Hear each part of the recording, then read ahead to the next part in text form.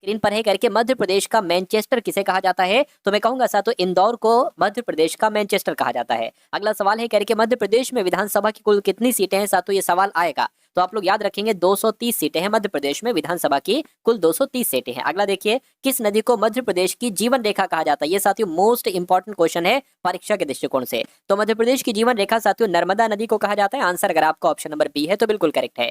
देखिए, भोपाल गैस त्रासदी आपसे पूछी जा रही थी साथियों, कब हुई थी? तो 1984 में हुई थी भोपाल गैस त्रासदी। अगला देखिए, भोपाल गैस त्रासदी में जिस गैस का रिसाव हुआ था उस गैस का साथियों नाम क्या था? Carbon oxide, carbon mono, methyl isocyanate, क्या उस गैस का नाम था? बिल्कुल सही साथियों, आंसर आपका सी होगा।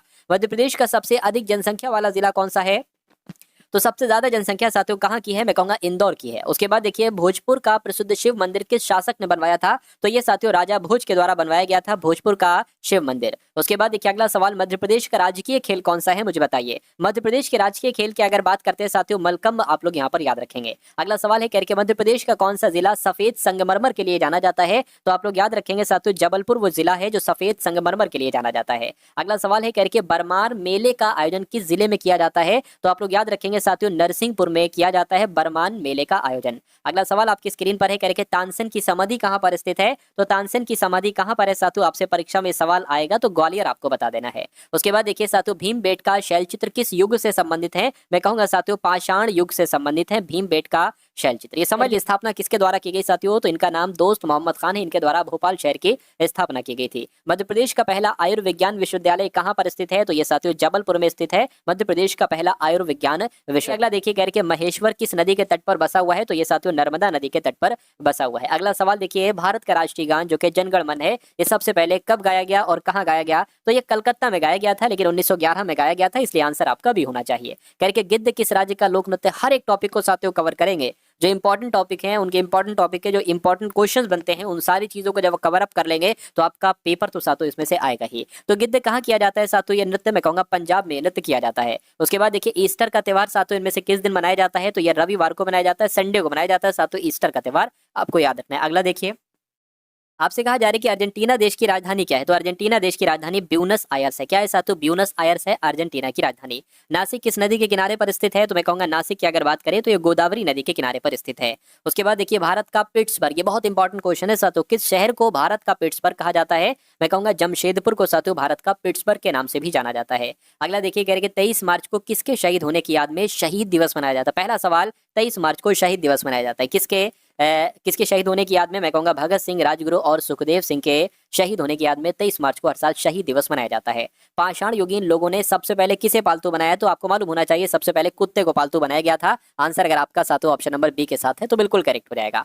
उसके बाद देखिए कह रहे मौर्य साम्राज्य की स्थापना किसने की थी? तो मौर्य साम्राज्य की स्थापना तो साथियों चंद्रगुप्त मौर्य के द्वारा की गई थी। आंसर आपका सी है। अरबों ने किसके नेतृत्व में भारत पर पहला सफल आक्रमण किया था? मैं कहूंगा साथियों मोहम्मद बिन तुगलक की अगर बात करें तो मोहम्मद बिन तुगलक के नेतृत्व में भारत पर पहला सफल आक्रमण किया गया था अरबों के द्वारा। मुगल सम्राट जहांगीर ने कैप्टन हॉकिंस को किस उपाधि से सम्मानित किया था? अंग्रेज खान, शेर खान, फारसी खान, हिंदुस्तान खान। मैं कहूंगा अंग्रेज खान की उपाधि दी थी साथियों जहांगीर ने कैप्टन हॉकिंस को अंग्रेज खान की उपाधि दी थी। जलियांवाला बाग नरसंहार किस गांधीवादी सत्याग्रह के संबंध में हुआ था? आपसे पूछा जा रहा है तो साथियों रॉलेट सत्याग्रह के विरुद्ध में हुआ था, है ना। जलियांवाला बाग नरसंहार किस सत्याग्रह के संबंध में था? तो रॉलेट सत्याग्रह के संबंध में था। ये बात आप लोग याद रखेंगे, परीक्षा में आपसे पूछी जाएगी। जलियांवाला बाग हादसे से कौन सा ब्रिगेडियर संबंधित है? मैं कहूंगा जनरल डायर संबंधित है, इसी ने तो साथियों ये काम करवाया था। अगला देखिए, विश्व का धान जीन बैंक किस देश में स्थित है? तो ये कहां पर स्थित है? ये फिलीपींस में स्थित है। ये आपको मालूम होना चाहिए। राइट आंसर आपका अगर ऑप्शन नंबर डी है तो बिल्कुल करेक्ट है। कह रहे कि संविधान को एक पवित्र दस्तावेज किसने कहा? ये सैकड़ों बार सवाल आपसे पूछा जा चुका है,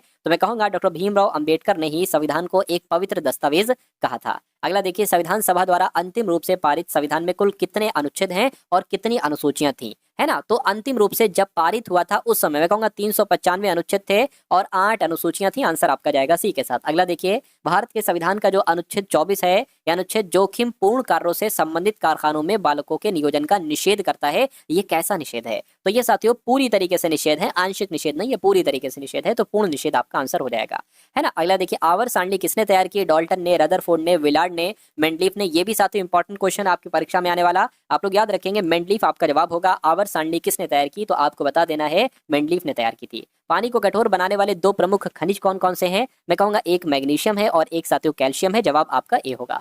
उसके बाद देखिए अगला सवाल है करके ब्लीचिंग पाउडर का रासायनिक नाम क्या है। ये सवाल आपसे पूछा जाएगा तो कैल्शियम सल्फेट बताओगे, नहीं कैल्शियम हाइपोक्लोराइड बताओगे। मैं कहूंगा बिल्कुल सही, कैल्शियम हाइपोक्लोराइड होता है ब्लीचिंग पाउडर का रासायनिक नाम, केमिकल नेम। उसके बाद देखिए 18 कैरेट सोने में तांबा या चांदी जैसी अन्य धातुओं का कितना प्रतिशत होता है, तो लगभग साथियों 25% होता है। 25% आपका जवाब हो जाएगा। इनमें से किसको ईंधन सेल कहा जाता है साथियों? बहुत शानदार और बहुत इंपॉर्टेंट क्वेश्चन है, ईंधन सेल किसको कहा जाता है। साथियों मैं आपसे रिक्वेस्ट करता हूं, अगर वीडियो आपने लाइक नहीं की तो वीडियो को लाइक कर दीजिए, चैनल पर अगर आप लोग नए हैं तो चैनल को सब्सक्राइब कर लीजिएगा। तो ईंधन सेल की अगर बात करते हैं, मैं कहूंगा साथियों आणविक ऑक्सीजन को क्या कहा जाता है? ईंधन सेल के नाम से ही जाना जाता है। अगला देखिए न्यूट्रॉन की खोज साथियों किसके द्वारा की गई थी? तो मैं कहूंगा चैडविक के द्वारा साथियों न्यूट्रॉन की खोज की गई थी। अगला देखिए एटम बम का आविष्कार किसके द्वारा किया गया था? तो इनका नाम रॉबर्ट जे ओपेनहेमर है और इनके द्वारा एटम बम का आविष्कार किया गया था। उसके बाद देखिए मानव के शरीर की कौन सी धमनी ऑक्सीजन रहित रक्त को ले जाती है? तो अगर बात करते हैं साथियों फुफ्फुसीय धमनी की, तो यही तो धमनी है जो ऑक्सीजन रहित रक्त को ले जाती है शरीर में। उसके बाद देखिए कौन सा विटामिन रक्त का थक्का बनाने के लिए आवश्यक होता है? तो आपका जवाब अगर ऑप्शन नंबर सी है विटामिन के, तो आपका जवाब बिल्कुल सही हो जाएगा भाई, बहुत बढ़िया, वेरी गुड क्लास। अगला देखिए निम्नलिखित में से कौन से विटामिन की कमी से रतौंधी रोग होता है जो मानव में पूर्ण दृष्टिहीनता का कारण बनता है? मैं कहूंगा साथियों विटामिन ए की कमी से मानव में रतौंधी नामक रोग हो जाता है। आंसर आपका बी होगा। उसके बाद देखिए अगला सवाल, किस विटामिन की कमी के कारण इंसानों में रक्त अल्पता रोग यानी कि एनीमिया होता है? तो एनीमिया की अगर बात करते हैं साथियों, ये विटामिन B12 की कमी से होता है, इसलिए विटामिन B12 की कमी आपको शरीर में कभी नहीं रखना है। कोयला, पेट्रोल, डीजल आदि का दहन मूल स्रोत है, तो क्या है साथियों? आपका जवाब क्या हो पाएगा? फटाफट आप लोग मुझे बता दीजिए। तो वायु प्रदूषण होगा, वायु प्रदूषण आपका जवाब हो जाएगा। अगला सवाल है कह हाल ही में किस देश के प्रधानमंत्री को पद से हटा दिया है, यानी कि कौन से देश के प्रधानमंत्री को पद से हटा दिया गया है? करंट अफेयर का इंपॉर्टेंट क्वेश्चन है, सवाल बता। हाल ही में भारतीय सशस्त्र बलों का एक दल बहुपक्षीय अभ्यास जयपड के लिए कहां रवाना हुआ है? तो साथियों ये रूस रवाना हुआ है, रूस आपका सवाल का राइट आंसर हो जाएगा।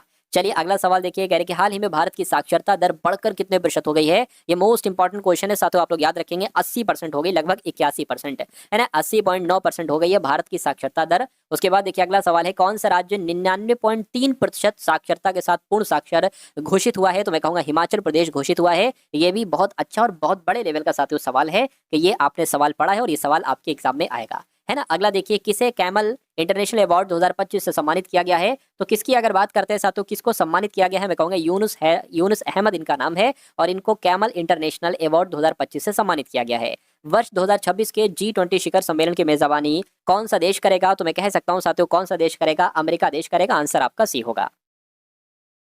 उसके बाद साथियों यहाँ से आपके सामने अब 51 से क्वेश्चन जो हम लोग देखेंगे वो रीजनिंग के कुछ इंपॉर्टेंट क्वेश्चंस हम लोग देखेंगे। ये रीजनिंग के क्वेश्चन साथियों आप लोग देखिए, इनको तैयार करिए क्योंकि आपको ऐसे ही कॉन्सेप्ट देखने को मिलेंगे। इसमें बहुत ज्यादा चेंजेस साथियों नहीं होगा, ऐसे इसी लॉजिक पर आधारित, इसी कॉन्सेप्ट पर आधारित सवाल आपको देखने को मिलेंगे। चलिए तो रीजनिंग का पहला सवाल, इसको करने की आप कोशिश करिए। मैं आपको बता रहा हूँ, देखिए सबसे पहले 9 था, फिर 10 हुआ, फिर 18 हुआ, उसके बाद 45 हुआ। तो कहा जा रहा है कि अगला नंबर साथियों मुझे बताइए यहाँ पर कौन सा होगा। देखिए यहाँ पर अगर बात करें साथियों 1 बढ़ाया गया, यहाँ पर 8 बढ़ा दिया गया और यहाँ पर कितना बढ़ा दिया गया? मान लीजिए 15 में से 8 गए तो 7 बचे, ये 3 हो गया, 3 में से 1 गया, 2 बचे, यानी कि 27 बढ़े। तो यहाँ पर कितना बढ़ेगा साथियों? 36 बढ़ेगा। 36 बढ़ेगा, कितना बढ़ेगा?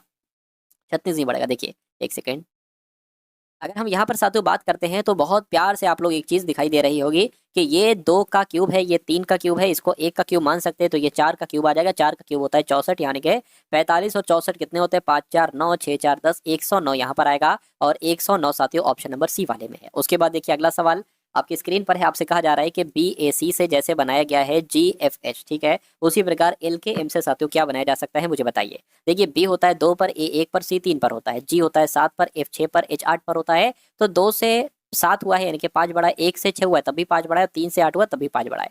तो इन सब में 5 5 5 5 बढ़ा दीजिए साथियों। L 12 पर होता है, 5 बढ़ाएंगे 17 हो जाएगा, 17 पर Q होता है। K 11 पर होता है, 5 बढ़ाओगे 16 हो जाएगा, 16 पर P होता है। M में साथियों 5 बढ़ाओगे तो कितना हो जाएगा? R हो जाएगा, यानी कि QPR कहाँ पर लिखा हुआ है? QPR आपका QPR, एक सेकेंड, QPR आपका ऑप्शन नंबर डी में लिखा हुआ है। तो जिनका भी आंसर यहाँ पर ऑप्शन नंबर, ये तो फिर O लिखा हुआ है, O नहीं साथियों, एक सेकंड रुकिए। QPR तो ऑप्शन नंबर बी में ही तो लिखा है साथियों, बार बार क्यों चेंज कर रहा हूँ। QPR आपका ऑप्शन नंबर बी में लिखा हुआ। उसके बाद देखिए अगला क्वेश्चन आपकी स्क्रीन पर है, आपसे यहाँ पर कहा जा रहा है कि अपव्यय करने से संबंधित है लुटाना, तो उतरने से संबंधित क्या होगा? दुर्लभता, नीचे आना, भ्रम या निषेध? मैं कहूंगा नीचे आना हो जाएगा।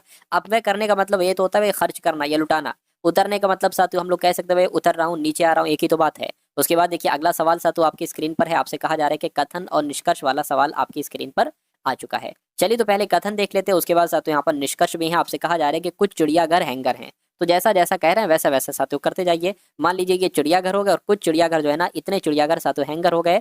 उसके बाद कह रहे हैं कि कुछ हैंगर जो है ना ये कुछ हैंगर साथियों मछलियां हो गई। ठीक है, अब निष्कर्ष को देखिए और बताइए कौन सा सही है कौन सा गलत है। कुछ चिड़ियाघर मछलियां हैं, कुछ चिड़ियाघर मछलियां हैं नहीं साथियों, चिड़ियाघर ये है, मछलियां ये है, तो कोई चिड़ियाघर मछली नहीं है। कुछ हैंगर मछलियां, कुछ हैंगर मछली, ये सही है बिल्कुल, इतनी है हैंगर मछलियां हो जाएंगी तो ये सही हो जाएगा, यानी कि दूसरा आपका अनुसरण करता है, ऐसा आपका ऑप्शन नंबर ए में लिखा हुआ है। अगला सवाल साथियों आपकी स्क्रीन पर है, देखिए सवाल को और बताइए आपका जवाब यहाँ पर साथियों क्या हो सकता है, मुझे बताइए। चलिए देखिए यहाँ पर अगर बात करते हैं साथियों, हम लोग आपसे जो कहा जा रहा है कि 8 मित्र हैं ABCDEFG और साथियों H, एक गोलाकार मेज के चारों ओर एक दूसरे के तरफ मुंह करके भोजन कर रहे हैं। तो ये हमने बना लिया। कितने लोग हैं? 8 लोग हैं साथियों, 1 2 3 4 5 6 7 और 1 8, 8 लोग यहाँ पर हो गए। ठीक है ना। उसके बाद कहा जा रहा है कि A F के सामने और B के दाएं और तीसरे स्थान पर बैठा है। तो A F के सामने बैठा है ना। तो A F के सामने बैठा, मान लीजिए A आपका ये हो गया और F आपका साथियों ये हो जाएगा, A F के सामने बैठ गया, यानी कि बी के दाएं तीसरे स्थान पर बैठा है कौन? ए। तो बी के दाएं, अब बी पता कहां पर साथियों बनाओगे आप? बी की अगर साथियों हम लोग बात करते हैं, बी आपका किधर, अगर बी को साथियों यहां पर अगर हम लोग मान लीजिए बनाते हैं तो दिक्कत हो जाएगी। एक काम करिए साथियों, फिर आप इसको ऐसे करिए, मैं आपको वो तरीका बता देता हूँ। एक काम करिए साथियों, जो पहले कंफर्म तरीके से हो रहा है ना, आप वहां से स्टार्टिंग करिए। कैसे, ये मैं आपको बता रहा हूँ। बी के दाएं तीसरे स्थान पर ए है ना। तो बी को आप कहीं पर बना लो, मान लीजिए साथियों यहाँ पर बना लिया। अब बी का दायां तीसरे स्थान पर साथियों ए होगा, यानी 1 2 3, ए आपका यहाँ पर हो जाएगा। अब देखिए, अब साथियों कह रहे हैं कि ए एफ के सामने है, तो ए जो है ना ये साथियों ए, ये एफ के सामने, यानी कि एफ आपका यहाँ पर आ जाएगा। चलिए उसके बाद कहेंगे जी एफ और डी के बीच में, जी जो है ये एफ और डी के बीच में है, तो जी जो होगी ये एफ और डी के बीच में होगी साथियों, डी है ना। एक सेकेंड, एफ और डी की अगर बात करते हैं साथियों, एफ और डी, क्या साथियों एफ और डी लिखा है ना, एफ और डी के बीच में कौन है साथियों? जी है, तो जी यहाँ पर हो जाएगी। उसके बाद कह रहे हैं कि साथियों डी के बाएं एच है, तो डी के बाएं एच है, एच साथियों यहाँ पर हो जाएगा। सी और ए के बीच में ई है, तो सी और ए के बीच में, सी और ए के बीच में साथियों ई है। सवाल पूछा जा रहा है ई के सामने कौन है? ई के सामने की अगर बात करें, ई के सामने तो साथियों डी आपको लग रही है, डी लग रही है, डी लग रही है, जी लग रही है। एक सेकेंड, ई के सामने, ई साथियों ये है, ई के सामने जी है, तो जी कौन सा ऑप्शन में है? जी ऑप्शन नंबर ए वाले में, तो जिनका आंसर यहाँ पर ए था तो बिल्कुल सही था। उसके बाद देखिए अगला सवाल आपकी स्क्रीन पर है, कह रहे कि 13 3 से 39 कैसे बनेगा, 23 4 से 92 कैसे बनेगा। तो यहाँ पर कुल मिला के आपको बताना है कौन सा नंबर आएगा, मुझे बताइए। देखिए 13 तिया साथियों कितने होते हैं? 13 तिया 39 होते हैं। 23 चौक की अगर बात करते हैं साथियों कितना होता है, जरा देखिए, 4 तिया 12 आपका हो गया, 4 दूना 8, 1 9 92 हो गया, बिल्कुल सही है। 23 चौक आपका 1, यानी कि कितने से साथियों हम गुणा करें, है ना, कितने से गुणा करें कि 66 आ जाए, तो इसकी साथियों भाग करा दीजिए, तो 11 आ जाएगा। यहाँ पर मैं कह सकता हूँ साथियों यहाँ पर क्या आ जाएगा? 11, क्योंकि 11 छंग जो होते हैं वो 66 होते हैं, तो जिनका आंसर यहाँ पर ऑप्शन नंबर डी के साथ है तो बिल्कुल करेक्ट हो जाएगा। अगला सवाल आपकी स्क्रीन पर है, कह रहे 4 है, उसके बाद 20 है, उसके बाद 36 है और उसके बाद 52 है। तो अगला नंबर साथियों यहाँ पर क्या हो सकता है, एक बार आप लोग मुझे बता दीजिए। देखिए 4 से 20 करोगे तो 16 बढ़ेगा, यहाँ पर भी 16 बढ़ेगा और यहाँ पर भी साथियों 16 बढ़ा है, तो यहाँ पर भी 16 बढ़ेगा। 6 2 8 हो जाएगा और 5 1 6 हो जाएगा, 68 आपका जवाब हो जाएगा। और 68 कौन से ऑप्शन में लिखा हुआ है? ऑप्शन नंबर डी वाले में लिखा हुआ है। चलिए साथियों अगले नंबर का सवाल आपकी स्क्रीन पर है, देखिए सवाल को और बताइए आपका जवाब क्या होगा। आपसे कह रहे हैं कि देखिए 4 है, 6 है और 8 है, उसके बाद 8 है, 12 है और 16 है। 4 से 8 हुआ है, 6 से 12, 8 मतलब डबल हो रहा है यहाँ पर, तो क्या हो रहा है साथियों? डबल मामला चल रहा है, तो यहाँ पर भी डबल चलेगा साथियों। ई 5 पर होता है तो 10 हो जाएगा, जी 7 पर होता है तो 14 हो जाएगा, आई 9 पर होता है तो 18 हो जाएगा, 10 पर आता है जे, और 14 पर क्या आता है साथियों? एन, और आर आता है 18 पर, यानी कि जे एन आर कहाँ पर लिखा हुआ है? जे एन आर आपका ऑप्शन नंबर सी में लिखा हुआ है, तो जिनका आंसर यहाँ पर ऑप्शन नंबर सी के साथ है तो बिल्कुल करेक्ट है। अगला सवाल आपकी स्क्रीन पर है, आपसे कहा जा रहा है कि उस विकल्प का चयन करें जो दर्पण के दाईं ओर रखे जाने पर दिए गए शब्द की दर्पण छवि को सर्वाधिक मेल खाता है। यहाँ पर एक दर्पण रखा है और क्लैम्बर यहाँ पर लिखा हुआ है, ये अगर दर्पण में दिखेगा तो कैसे दिखेगा? देखिए आर सबसे अंत में है ना, तो आर ऐसे दिखेगा। ई का मुंह दाईं तरफ है, बाईं तरफ हो जाएगा, बी का मुंह भी दाईं तरफ है, बाईं तरफ हो जाएगा, एम जैसा वैसा दिखेगा, ए जैसा वैसा दिखेगा, एल ऐसा दिखेगा और सी ऐसा दिखेगा। ऐसा कौन सा ऑप्शन में आपको सातों दिख रहा है? मेरा मानना है कहीं भी नहीं दिख रहा है। तो जब रियल आपका पेपर होगा तो ऐसा ऑप्शन सातों लिखा होगा, उसको आप लोग लगा देंगे। उसके बाद देखिए अगला सवाल है साथियों, उसके बाद हम लोग यहाँ पर मैथ्स के क्वेश्चंस देखेंगे। एक निश्चित कोड भाषा में पेंसिल को 59 लिखा जाता है, तो इरेजर को साथियों क्या लिखा जा सकता है, मुझे बताइए। चलिए देखिए, अगर हम इसको जोड़ें, जिसके 16 हो गया, ई 5 पर, इन 14 पर, सी 3 पर, आई 9 पर, एल 12 पर, जोड़िए जरा। देखिए 16 5 कितना हो जाएगा? 21 हो जाएगा। 21 और 4 कितना हो जाएगा? 25 हो जाएगा, और 10 और है 35 हो गया। 35 3 38 हो गया, 38 और ये 48 47 हो गया, 47 48 49 59 बिल्कुल साथियों। इसको जब आप कैलकुलेट करोगे तो 59 आएगा। अब इसको साथियों कर लीजिए, ई 5 पर आता है, आर 18 पर आता है, ए 1 पर आता है, ठीक है ना। और एस आपका 19 पर आता है, ई 5 पर आता है, आर 18 पर आता है। इसको प्लस करिए आप, देखिए 18 एक 19 है ना, 19 और 5 कितना हो जाएगा 24 हो जाएगा, 24 और 5 29 हो जाएगा, 29 और मान लीजिए 20 है, 29 39 49 यानी कि 48 हो जाएगा, 48 और 18 कितना हो जाएगा 766 हो जाएगा। अच्छा 66 हमें ऑप्शन में भी मिल चुका है, यानी कि हमारा जवाब जो जाएगा वो ऑप्शन नंबर डी के साथ जाएगा। चलिए साथ उसके बाद देखिए अगले नंबर का जो सवाल है साथियों, अब आपके यहाँ से कौन से क्वेश्चन स्टार्ट हो चुके हैं, रीजनिंग के क्वेश्चन अब आपके खत्म हो चुके हैं, अब आपके साथियों मैथ के सवाल स्टार्ट हो चुके हैं। देखिए एक सवाल ऐसा आपके एग्जाम में आएगा, बताया जाएगा कि x अनुपात y बराबर 7:5 है और y अनुपात z बराबर 7:11 है, तो x अनुपात y अनुपात z मुझे बताइए। चलिए कोई दिक्कत नहीं साथियों, यहाँ पर अगर बात करते हैं हम बात करेंगे x अनुपात y अनुपात z निकालने की कोशिश करेंगे, ठीक है ना। चलिए अब यहाँ पर अगर बात करें साथियों, देखिए x और y क्या है पर अनुपात दे रखा है 7:5 दे रखा है, और y अनुपात z का अनुपात कितना दे रखा है साथियों 7:11 दे रखा है। इतनी बात क्लियर, अगर क्लियर है तो बहुत अच्छी बात है। अब साथियों डायरेक्ट निकल आएगा x अनुपात y अनुपात z। 7 की गुणा 7 से कराइए तो 49 आया, ये x निकला। 7 की गुणा 5 से कराइए, 5 गुणा 7 से कराइए 35, ये आया y। और एक तरीके से अगर बात करें 5 की गुणा 11 से करिए साथियों 55 आ गया, ये आपका आ गया z, यानी कि आपका निकल आया। और ऐसा कहाँ पर लिखा हुआ है, ऐसा आपका ऑप्शन नंबर डी में लिखा हुआ है। तो जिनका आंसर यहाँ पर ऑप्शन नंबर डी के साथ है तो बिल्कुल करेक्ट है। अगला सवाल आपकी स्क्रीन पर है, देखिए और बताइए जवाब क्या होगा, बताइए। ठीक है। एक कमरे की लंबाई चौड़ाई और ऊंचाई आपको दे रखी है 16 मीटर 12 मीटर और 15 मीटर। कह रहे कि उस कमरे में रखी जा सकने वाली सबसे बड़ी या लंबी छड़ की लंबाई क्या होगी, ऐसा एक सवाल आपसे पूछा जाता है। कमरे में रखी जाने वाली सबसे सबसे लंबी छड़ की अगर बात करते हैं क्या होगा, देखिए एक मान लीजिए कमरा आपका ये हो गया है ना, और ये चीज आपसे पूछी जा रही, इसमें जो लंबाई होगी वो क्या होगी। कमरे की ऊंचाई चौड़ाई लंबाई आपको दे रखी है, तो इसको विकर्ण कहा जाता है। क्या कहा जाता है साथियों, इसको विकर्ण कहा जाता है, ठीक है ना। या हम इसको इसको घनाप भी कह सकते हैं, इस पूरे को हम घनाप कहेंगे। तो घनाप का विकर्ण का सूत्र यहाँ पर साथियों घनाप के विकर्ण का सूत्र लगेगा, तो घनाप के विकर्ण का सूत्र क्या होता है, ये मेन चीज आती है ना। वो साथियों मैं आपको बतला देता हूँ कि भैया वो क्या होता है। एक सेकंड रुकिए। चलिए तो अंडर रूट आपका आ जाएगा और ब्रैकेट में आ जाएगा साथियों एल का स्क्वायर प्लस आपका है ना, ये सारी चीजें यहाँ पर आ जाएंगी, लंबाई गुणा चौड़ाई ये सभी चीजें यहाँ पर आ जाएंगी। चलिए कोई दिक्कत नहीं है, मैं शॉर्ट में लिखूं लंबाई का स्क्वायर यानी कि साथियों क्या 16 का स्क्वायर आ जाएगा, प्लस चौड़ाई की अगर बात करते हैं साथियों यहाँ पर 12 का स्क्वायर आ जाएगा, और ऊंचाई की अगर बात करें तो 15 का स्क्वायर आ जाएगा। ये सब बंद आपको करना है। 16 का स्क्वायर क्या होता है 256, 12 का स्क्वायर 144, 15 का स्क्वायर 225, इन सबको आप लोग साथियों क्या करिए जोड़ दीजिए। तो 5 4 9 है ना, या 6 4 10 और 5 15, 15 का 5 हासिल लगा 1 3 7 हो गया, 7 और 5 आपका 12 हो गया, 2 लगा हासिल है 3 4 5 6 यानी कि 625 हो गया। और आप सभी को पता है साथियों 625 जो होता है इसको 25 गुणा 25 लिख सकते हैं। तो अब क्या निकल कर आ जाएगा, सिर्फ और सिर्फ 25 निकल कर आ जाएगा, यानी कि 25 मीटर जो होगा ये उस कमरे में रखी जाने वाली सबसे लंबी छड़ हो जाएगी। आंसर आपका जाएगा डी के साथ। अगला क्वेश्चन देखिए साथियों आपकी स्क्रीन पर आ चुका है, एक ऐसा भी सवाल आएगा, कह रहे कि एक कार 48 किलोमीटर प्रति घंटे की गति से एक निश्चित दूरी को 14 घंटे में तय करती है, वह 84 किलोमीटर प्रति घंटे की गति से समान दूरी को तय करने में कितना समय लेगी। एक चीज यहाँ पर देखिए, यहाँ पर आपको चाल दे रखी है ना, कितनी चाल दे रखी है, कितनी चाल दे रखी है 48 किलोमीटर प्रति घंटे की चाल दे रखी है, और समय आपको दे रखा है, समय आपको कितना दे रखा है, समय आपको दे रखा है साथियों 14 घंटे का। तो क्या हम दूरी सबसे पहले निकाल लें, अगर दूरी हम सबसे पहले निकाल लें तो बहुत अच्छी बात हो जाएगी, चाल गुणा समय बराबर दूरी होती है, क्योंकि दूरी हमें काम में आएगी ना। यहाँ पर देखिए चाल दे रखी है ना, और आपसे दूरी पूछी जा रहा है, सॉरी समय पूछा जा रहा है, और समय बराबर क्या होता है दूरी बटे चाल होती है, तो दूरी हमें चाहिए चाहिए है। चलिए तो साथियों दूरी निकालने के लिए हमें क्या करना पड़ेगा, चाल कितनी है, चाल आपकी 48 किलोमीटर प्रति घंटा है, और साथियों समय कितना है 14 है, तो 48 की गुणा एक बार 14 से करा के मुझे बताइए। तो 4 8 32 हो जाएगा, 4 चौक 16 17 18 19 हो गया, ये आपका 48 पूरा पूरा आ जाएगा, 2 आ गया 17 हो जाएगा, और ये आपका 6, यानी कि दूरी आपकी जो निकल कर आएगी वो कितनी निकल कर आएगी, वो 672 किलोमीटर निकल कर आएगी। 672 किलोमीटर ये आपकी क्या निकल कर आ गई, ये आपकी साथियों दूरी निकल कर आ गई। समझ गए। अब देखिए यानी कि 84 किलोमीटर प्रति घंटे की गति से समान दूरी को, यानी कि इसी दूरी को तय करना हो तो कितना समय लगेगा, तो समय बराबर होता है साथियों दूरी बटे समय, दूरी पता है 672 है, और चाल कितनी है साथियों अब 84 किलोमीटर प्रति घंटा चाल है। इसको कैलकुलेट करा लिए, आंसर आपका आ जाएगा बहुत आराम से।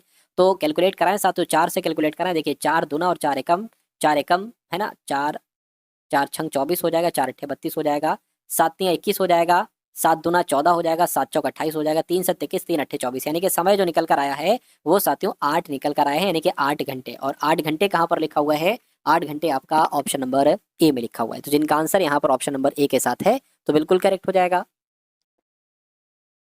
चलिए अगला सवाल देखिए साथियों आपके स्क्रीन पर है। इस सवाल को आप लोग देखिए, बस दो सवाल बाकी, एक ये बाकी है और एक ये बाकी है। 65 क्वेश्चन कुल मिला के साथियों हम लोग यहाँ पर देखेंगे। चलिए देखिए, तो यहाँ पर आपसे क्या कहा जा रहा है, यहाँ पर साथियों आपसे जो चीज कही जा रही है वो क्या कही जा रही है साथियों, कह रहे कि रमेश 75 वस्तुएं 10,800 रुपए की खरीदता है तथा उनको 5 वस्तुओं के विक्रय मूल्य के बराबर हानि पर बेचता है। एक वस्तु का विक्रय मूल्य क्या होगा, ये बात आपसे यहाँ पर पूछी जा रही है। बहुत अच्छा सवाल है। देखिए 75 वस्तुओं का क्रय मूल्य कितना है, 75 वस्तुओं का क्रय मूल्य जो है ना 10,800 है। इतनी बात क्लियर है। अब कहने का अच्छा खरीदी हुई वस्तु कितनी है, 75 वस्तुएं यहाँ पर खरीदी हैं और उनको 5 वस्तुओं के विक्रय मूल्य के बराबर हानि पर बेचा क्या है, वस्तु का विक्रय मूल्य आपसे पूछा जा रहा है। तो कभी भी साथियों अगर ऐसी बात कही कि इतनी वस्तुओं के विक्रय मूल्य के बराबर हानि हो रही है, 5 वस्तुओं के विक्रय मूल्य के बराबर हानि हो रही है, तो आप क्या करेंगे, आप ये वाली वस्तु और ये वाली वस्तुएं जोड़ लेंगे। यानी कि कुल मिला के साथियों अब कितनी हो गई हैं, 80 वस्तु हो गई हैं। 80 वस्तु हो गई हैं। अब आप क्या करोगे, आपको साथियों ये पैसा है ना 10,800 और बटे 80 इसको भाग दे देना है, बस आपका काम हो जाएगा, आपका आंसर आ जाएगा। ठीक है। अगर ऐसी लैंग्वेज लिखी हो तो आप करेंगे।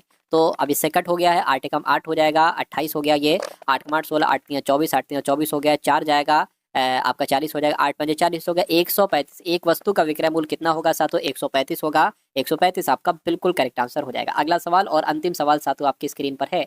आपसे कहा जा रहा है कि एक दुकानदार 25% की छूट देने के बाद 40% का लाभ कमाता है। यानी कि 25% की छूट दे रहा है, यानी कि अगर 100 रुपए की चीज थी तो 25% की छूट दे रहा है, यानी कि 75 रुपए वो दे रहा है। ठीक है ना। लेकिन वो 75 रुपए में दे रहा है तब भी वो 40% का लाभ अर्जित कर रहा है। यानी कि 75 रुपए में अगर वो वस्तु दे रहा है तो वो तब भी वस्तु 140% में जा रही है, 40% का लाभ हो रहा है ना। तो अंकित मूल्य क्रय मूल्य से कितना प्रतिशत अधिक है, ये आपसे यहाँ पर पूछा जा रहा है। पहले तो वस्तु का क्रय मूल्य एक बार निकाल कर आप दिखाइए, यानी कि 100% की वैल्यू निकाल कर दिखाइए। ये आ गई 1% की वैल्यू, 100 से गुणा कर देंगे, 100% की वैल्यू आ जाएगी। ठीक है ना। जीरो से आपका जीरो कैंसिल हो जाएगा, 2 पंजे और 2 सत्ते यहाँ पर आ गया है। ठीक है। अब 7 से अगर कट करें साथियों 7 एकम 7 हो जाएगा, ये कटेगा नहीं पूरा, है ना। क्या 7 एकम 7 हो गया, अब ये आपका पूरा कटेगा नहीं साथियों। तो आप एक काम करिए साथियों, नीचे क्या है, नीचे 7 है और ये क्या 75 है। तो 75 पंजे की अगर बात करें टोटल कट कर लेंगे, 5 पंजे 25 हो जाएगा, 5 सत्ते 35 37, यानी कि अब 375 की भाग साथियों 7 से कर लीजिए, आसानी पड़ेगी। तो 7 पंजे 35 हो जाएगा, 2 जाएगा 25 हो गया, 7 तियां आपका 21 हो गया। अब 4 बचा, पॉइंट लगाया, 0 बढ़ाया, 7 पंजे आपका 35 हो गया, अभी भी है ना 5 बचा है, 7 सत्ते आपका 49 हो गया। तो 35.57 रुपए का क्या आया, ये आपका साथियों क्रय मूल्य आ गया है। क्रय मूल्य आ गया है साथियों, कोई दिक्कत नहीं है। तो कुल मिला के अगर बात करें करके अंकित मूल्य कितना था, अंकित मूल्य तो 100 रुपए था, फिर 25% की छूट देकर वो 75 रुपए में हुई। लेकिन 75 रुपए में हुई तब भी वो 40% के लाभ पर बेचेगी। तो 140 से 100% निकाल लिया, वो आपका क्या आ गया, क्रय मूल्य हो गया। तो करके अंकित मूल्य और क्रय मूल्य, अंकित मूल्य आपका ये है और क्रय मूल्य आपका ये है, इससे ये कितना प्रतिशत अधिक है, यानी कि 53 है ना और ये 100 है, ये कितना अंतर है, इसको प्रतिशत में बदलकर बताइए। तो अगर 100 में से 100 में से 53.57 माइनस करेंगे तो कितना बचेगा, जरा देखिए साथियों कितना बचेगा। देखिए यहाँ पर अगर बात करें 3 आ जाएगा, 9 आ जाएगा, 9 में से 5 जाएगा, 4 आ जाएगा। ठीक है ना। ये आपका इतना आ गया है। और उसके अलावा अगर बात करते हैं यहाँ पर, अगर यहाँ पर साथियों कितना आ जाएगा आपका 6 और 4, 6 आ गया और साथियों 4 आ गया, तो 46.43 आ गया। इसको थोड़ा हटा दीजिए, 46.43 यहाँ पर आपका आ गया है। चलिए कोई दिक्कत नहीं है। तो 46.43 यहाँ पर आ गया, इसको प्रतिशत में बदलना है, गुणा आप 100 से करिए और नीचे आप क्या लिख दीजिए, नीचे क्रय मूल्य आएगा 53.57 आ जाएगा। अब पॉइंट से आप पॉइंट कैंसिल करा सकते हैं। अब थोड़ी सी हमें और कैलकुलेशन करना है साथ, तो इस वजह से हम क्या इसको भी हटा देंगे, इन सारी चीज़ों को यहाँ से साथियों हम हटा देंगे। चलिए हटा दिया हमने। अब अगर बात करते हैं साथियों अगले नंबर के स्टेप की, इसको देखिए ये आपके सामने क्या आया है, ये 46 43 00 इसी में लगा लीजिए और 5357 आपका ये आ जाएगा। अब आप क्या करेंगे, अब आप साथियों ये करेंगे, देखिए ये है कितना, ये इसको मान लीजिए साथियों आप कितना मान लीजिए 4,64,000 है ना। और ये कितना है साथियों 5357, तो ये कितने में जा रहा है, ये एक बार कैलकुलेट करके साथियों मुझे बताइए। देखिए अब इसके नीचे साथियों इसको एक बार कैलकुलेट कराते हैं, नीचे हमें थोड़ी सी जगह चाहिए इसलिए इसको हमने नीचे कर लिया है।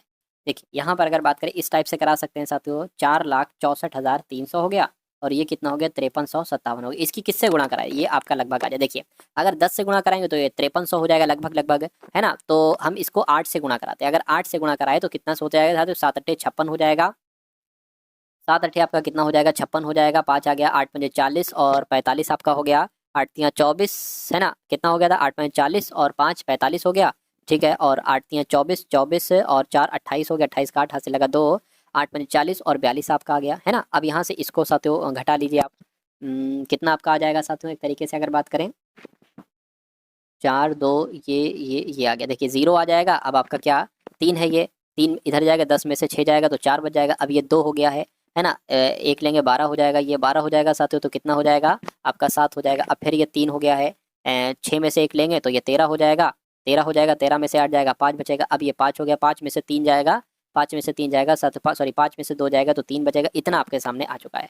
अब आप क्या करेंगे, अब देखिए मेरे हिसाब से अब 8 से तो नहीं, अब आप 6 से एक बार करके देखिए, तो 5357 की गुणा 6 से करके देखिए, है ना, या 5 से करके देखें, 6 से करके देखें, क्योंकि यहाँ पर 5 है और 6 है तो मुझे 6 से लग रहा है साथ। 6 36, 6 से आपका 42 हो जाएगा, 6 पंजे 30 और 34 आपका हो गया, 6 3 18 और आपका 21 हो गया, 6 पंजे 30 और आपका 32 हो गया। देखिए उससे कम आया है, यानी कि लगभग यहाँ पर जो आंसर है वो 86 पॉइंट करके कुछ आएगा, और सिर्फ 86 पॉइंट करके।